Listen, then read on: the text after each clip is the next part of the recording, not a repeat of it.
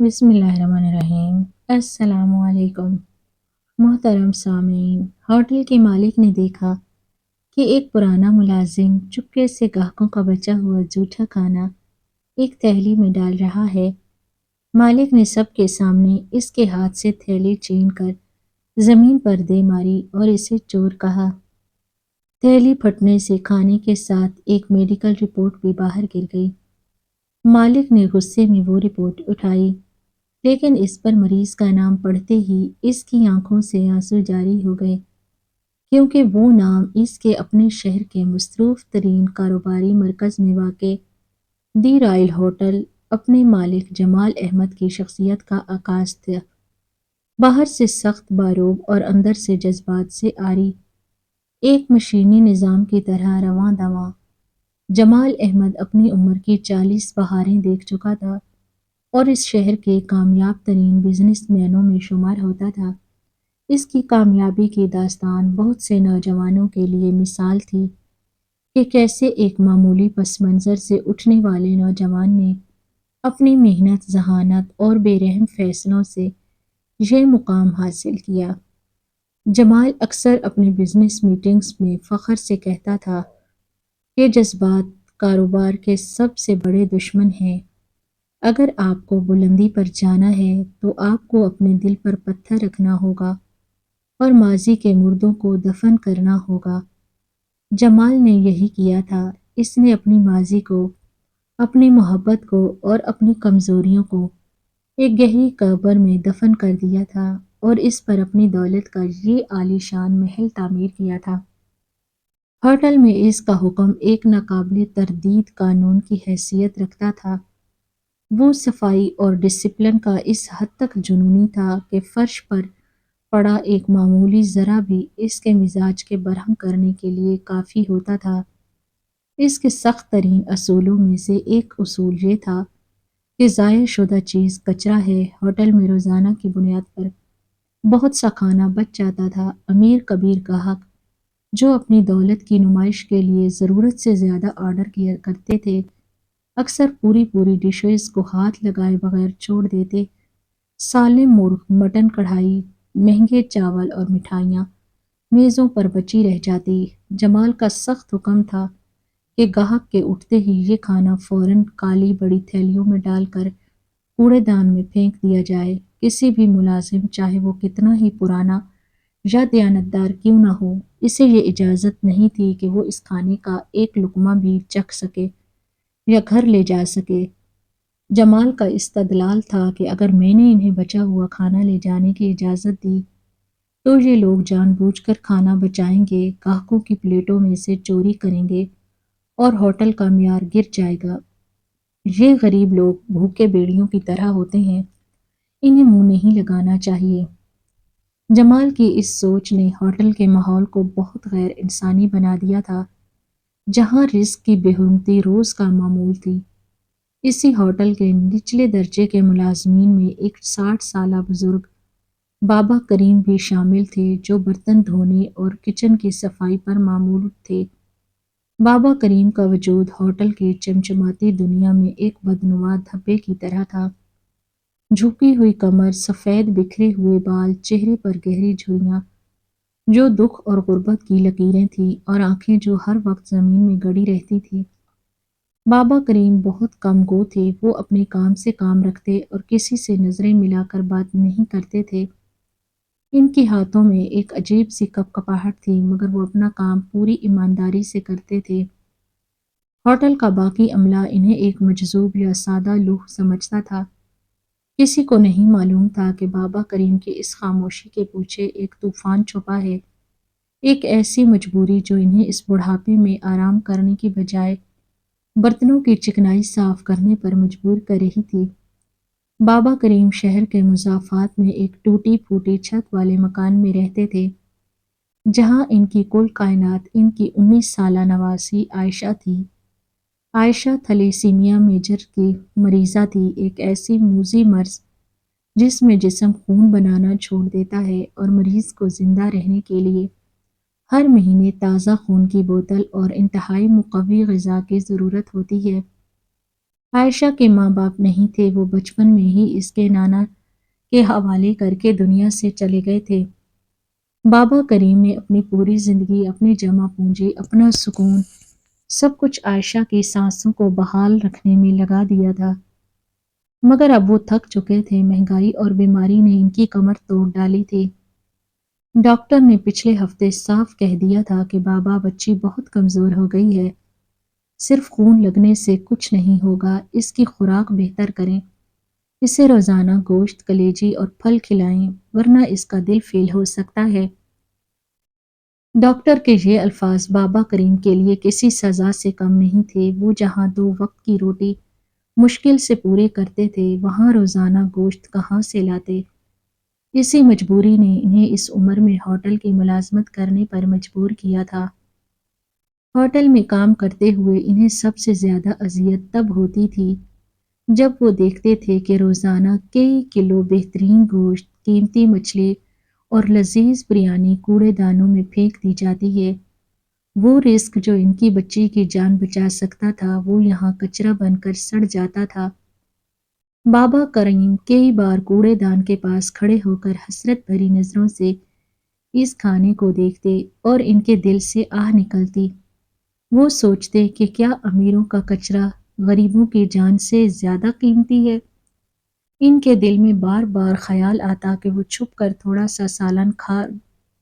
تھوڑا سا کھانا گھر لے جائیں، مگر جمال صاحب کے خوف اور اپنی سفید پوشی کے بھرم نے انہیں روکے رکھا۔ مگر آج کا دن کچھ اور تھا۔ آج صبح وہ جب گھر سے نکل رہے تھے تو عائشہ کی حالت بہت غیر تھی۔ اس کا رنگ ہلدی کی طرح زرد تھا اور وہ نقاہت سے بستر سے اٹھ نہیں پا رہی تھی۔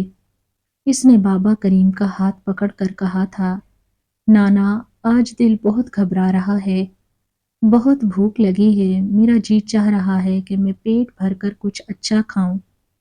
اپنی معصوم بچی کی یہ فرمائش بابا کریم کے دل کو چیر گئی تھی۔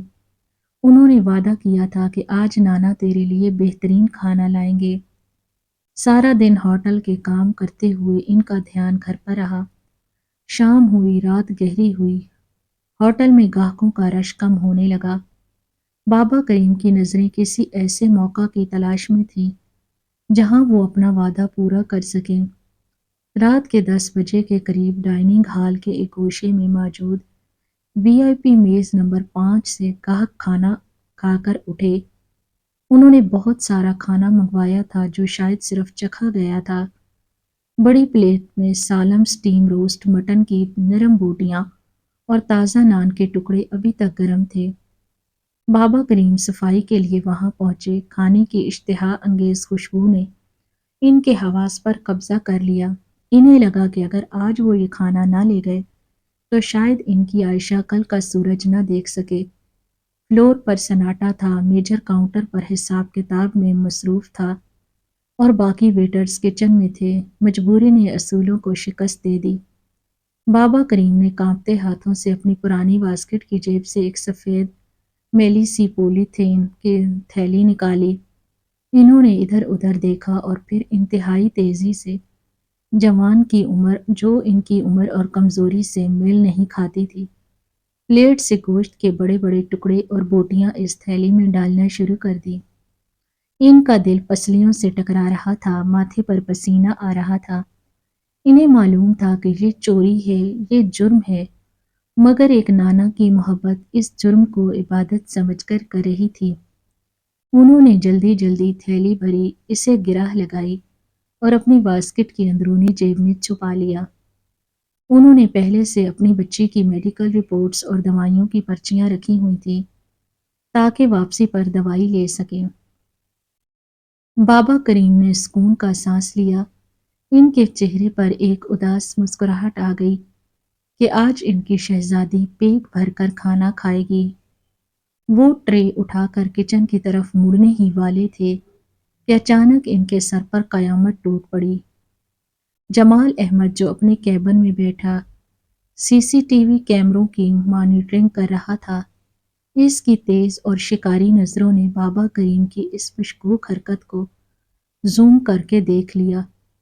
جمال کو اپنی آنکھوں پر یقین نہیں آیا کہ اس کے سخت ترین اصولوں کے باوجود ایک معمولی سا بوڑھا ملازم اس کی ناک کے نیچے چوری کرنے کی جرت کر رہا ہے۔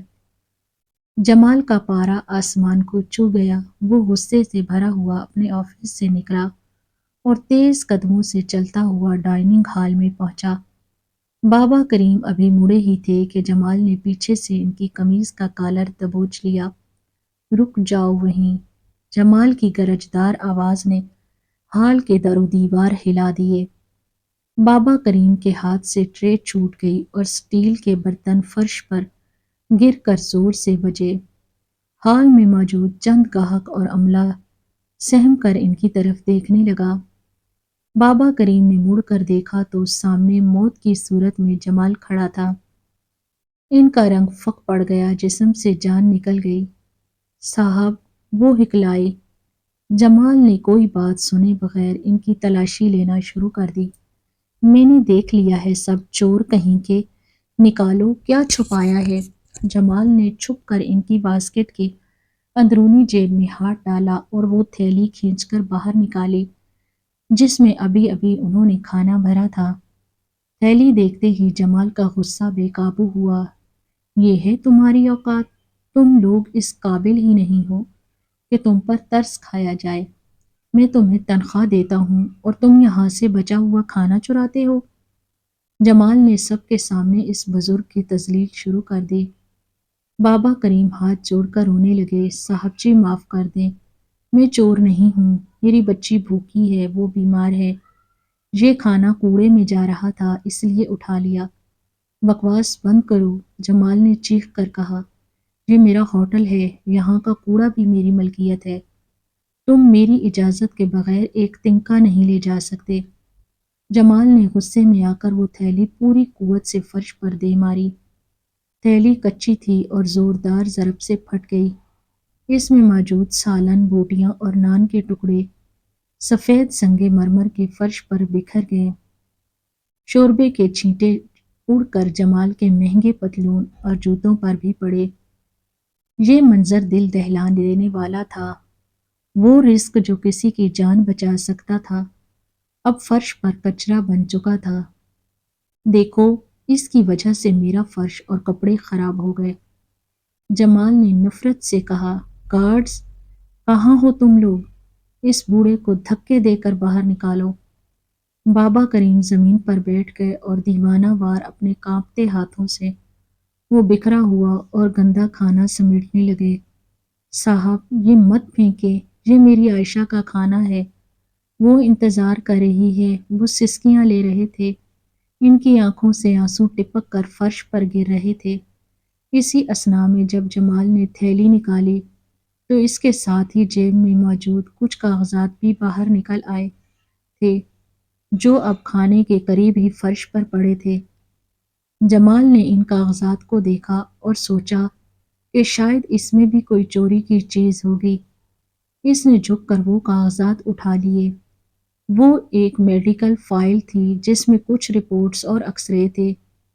جمال نے غصے اور حقارت سے وہ فائل کھولی تاکہ اس کے منہ پر مار سکے، مگر جیسے ہی اس کی نظر فائل کے پہلے صفحے پر پڑی، وقت وہیں تھم گیا۔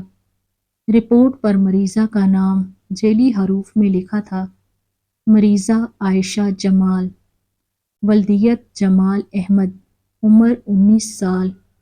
جمال کی آنکھیں حیرت اور صدمے سے پھیل گئی۔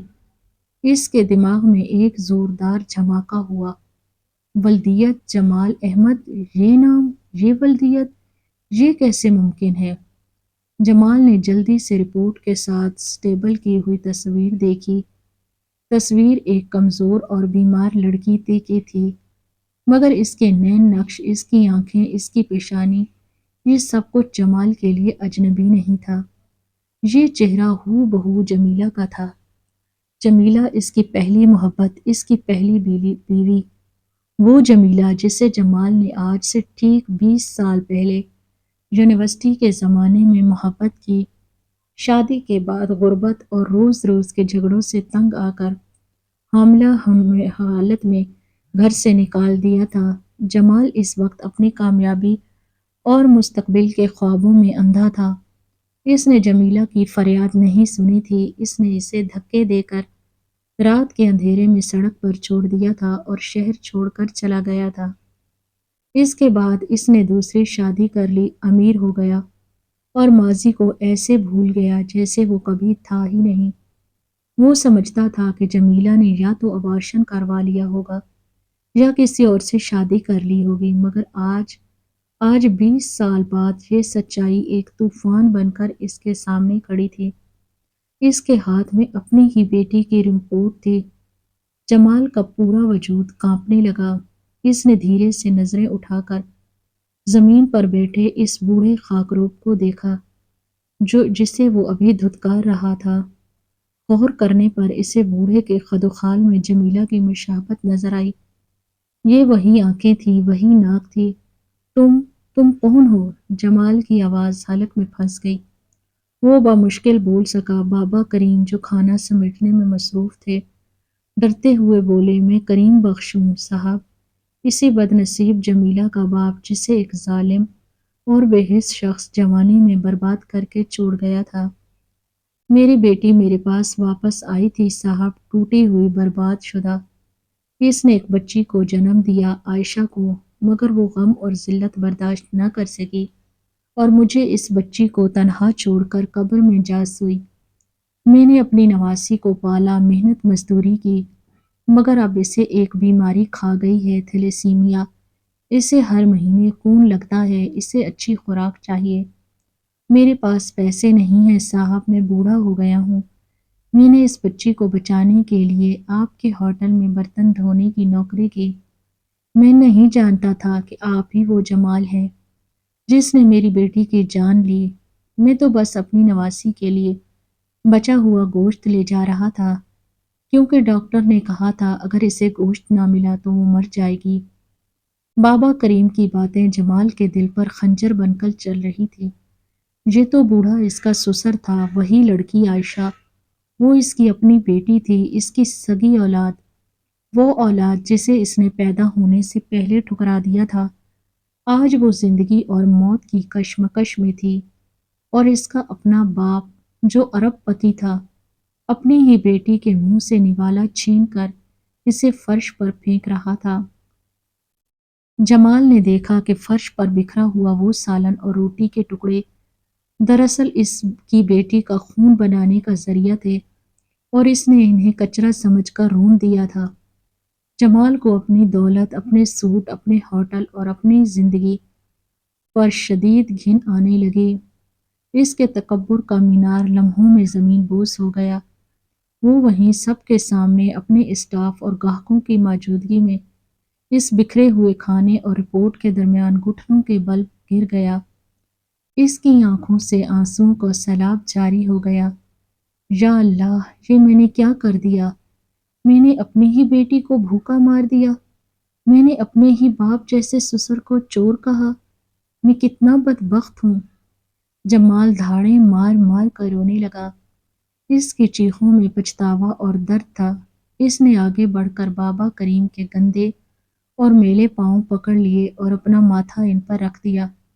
بابا، مجھے معاف کر دیں، میں ہی وہ ظالم ہوں، میں ہی وہ جمال ہوں جس نے آپ کی بیٹی کی زندگی برباد کی۔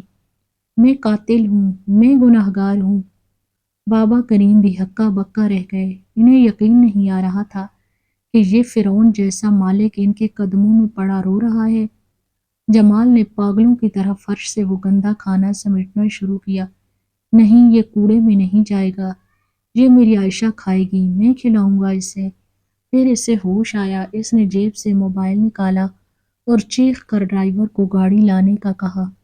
اس نے بابا کریم کو اپنے سینے سے لگایا، ان کے میلے کپڑوں کی پرواہ کیے بغیر، اور انہیں لے کر باہر بھاگا۔ چلو بابا، مجھے میری بیٹی کے پاس لے چلو، مجھے عائشہ کے پاس جانا ہے۔ جمال نے اپنی پوری زندگی میں اتنا درد اور اتنی جلدی کبھی محسوس نہیں کی تھی۔ گاڑی میں بیٹھ کر وہ مسلسل رو رہا تھا اور بابا کریم سے معافی مانگ رہا تھا۔ جب وہ اس چھوٹے سے گھر میں پہنچے جہاں غربت کا راج تھا اور ایک کونے میں عائشہ نیم بے ہوشی کی حالت میں پڑی تھی، جمال نے دیکھا کہ ایک کمزور سی لڑکی بستر پر پڑی ہے اس کے چہرے میں جمیلہ کا عکس تھا۔ جمال اس کے پاس گیا، اس کا ٹھنڈا ماتھا تھاما اور کہا، بیٹا میں آ گیا ہوں، تیرا باپ آ گیا ہے، اب تجھے کچھ نہیں ہوگا، میں تجھے دنیا کی ہر خوشی دوں گا۔ عائشہ نے بوجھل پلکیں اٹھا کر دیکھا، اسے کچھ سمجھ نہیں آیا، مگر اس نے ایک انجانی اپنائیت محسوس کرتے ہوئے اس اجنبی کا ہاتھ تھام لیا۔ جمال نے اسی وقت شہر کے بہترین ڈاکٹرز کو کال کر دی، ایمبولینس منگوائی اور عائشہ کو بہترین ہسپتال منتقل کروایا۔ اس نے اپنی دولت کے منہ کھول دیے، وہ جانتا تھا کہ وہ گزرا ہوا وقت واپس نہیں لا سکتا، وہ جمیلہ کو قبر سے واپس نہیں لا سکتا، مگر وہ اپنی بیٹی کو بچا سکتا تھا۔ اس رات ہوٹل کے مالک نے جانا کہ رزق کی قدر کیا ہوتی ہے اور رشتوں کا تقدس کیا ہوتا ہے۔ اس نے بابا کریم کو باپ کا درجہ دیا اور عائشہ کو شہزادیوں کی طرح رکھا، مگر وہ منظر جب اس نے اپنی بیٹی کے کھانے کو لات ماری تھی، وہ منظر اسے ساری زندگی سونے نہیں دیتا تھا۔ اس کے کانوں میں ہمیشہ بابا کریم کی وہ فریاد گونجتی رہتی کہ یہ میری بچی کا کھانا ہے۔ یہ مکافات عمل تھا جس نے اسے بتا دیا تھا کہ تکبر کا سر ہمیشہ نیچا ہوتا ہے، اور کبھی کبھی جس کو ہم دھتکار رہے ہوتے ہیں وہ دراصل ہماری اپنی ہی نجات اور بخشش کا ذریعہ ہوتا ہے۔ جمال نے اپنی بیٹی کو تو بچا لیا، مگر وہ اپنے ضمیر کی عدالت میں ہمیشہ کے لیے مجرم ٹھہر گیا تھا۔ تو ناظرین، یہ تھی ہماری آج کی کہانی۔ اگر آپ کو کہانی پسند آئی ہو تو اپنی قیمتی رائے کا اظہار کمنٹ باکس میں ضرور کریں، اور اس ویڈیو کو اپنے دوستوں کے ساتھ لائک کریں، دوستوں کے ساتھ شیئر کریں، ہماری ویڈیو کو لائک کریں اور ہمارے چینل کو سبسکرائب کریں۔